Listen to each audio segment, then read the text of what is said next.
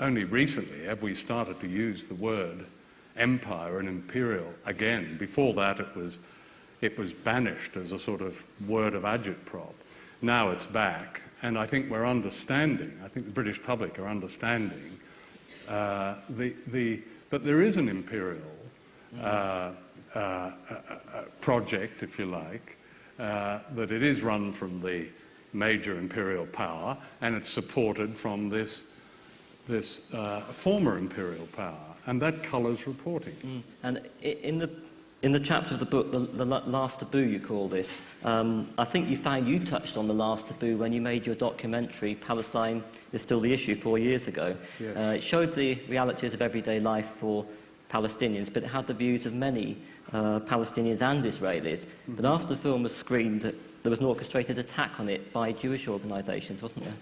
Well, there were Zionist organisations because it was supported by many Jewish people, so I think we've got to make that distinction very clear.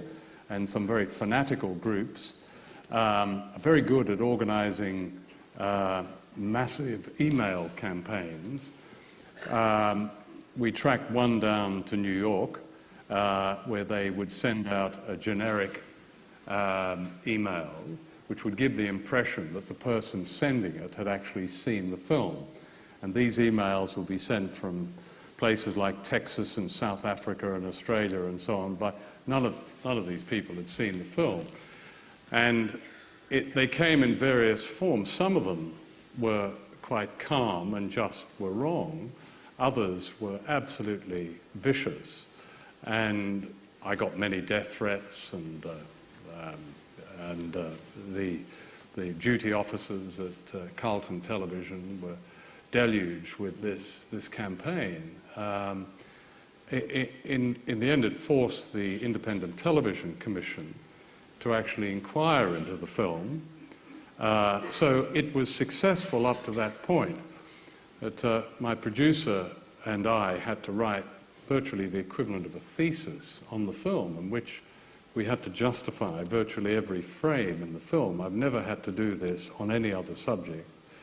And the ITC not only cleared it, but praised the film and vindicated it. It was a very important decision because it did demonstrate that this kind of technological intimidation, if you like, failed.